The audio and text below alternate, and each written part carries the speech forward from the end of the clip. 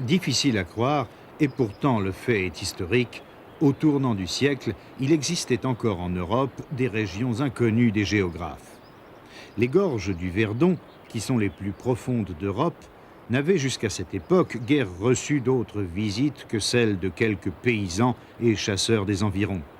Car rien ne poussait les habitants de cette région impraticable à descendre des parois rocheuses qui plongeaient à la verticale sur plusieurs centaines de mètres. Quant aux géographes, ils se contentaient de jeter des coups d'œil respectueux dans le canyon.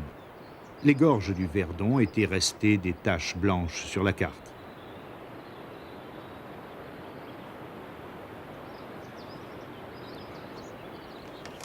Martel débarque dans la région en 1905 avec une mission de recherche du ministre de l'Agriculture. Il était chargé d'étudier les réserves d'eau souterraines et devait à cet effet explorer les nombreux gouffres et gorges. Avec Louis Armand et une équipe d'amis et d'aide, il se lance le 11 août 1905 dans l'inconnu, un voyage fluvial dans 3 canots pliants.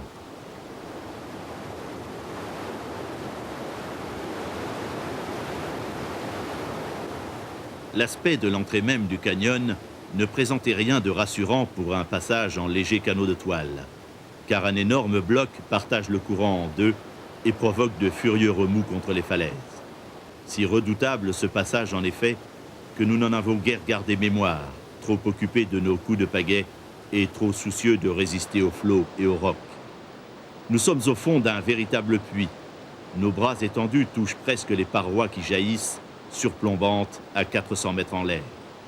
Les entrecroisements de leurs corniches, d'un bord à l'autre, nous cachent le ciel. Là-haut, le soleil chauffe, étincelant. En bas, c'est presque la nuit, dans la prison de l'eau qui mugit effroyablement. Spectacle écrasant, inimaginable.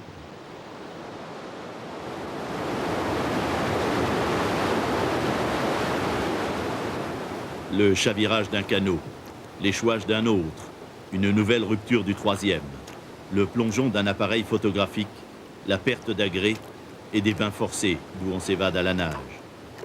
Plus d'une fois, le secours des cordes est requis pour ne pas glisser dans un trou d'eau. On s'y serait certainement broyé. Du moins, la splendeur du canyon est sans rival. Les silhouettes sculptées par l'érosion et la corrosion atteignent au dernier degré du fantastique. On a la tête perdue au milieu de tout ce qui épuise l'attention. C'est 20 fois qu'il faudrait parcourir ce grand canyon pour oser dire qu'on l'a vu.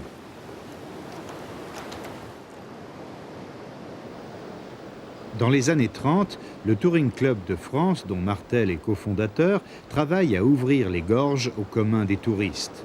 Un chemin de promenade qui traverse une partie du canyon est dénommé d'après lui. Depuis, des centaines de milliers de visiteurs ont admiré le Verdon en empruntant le sentier Martel.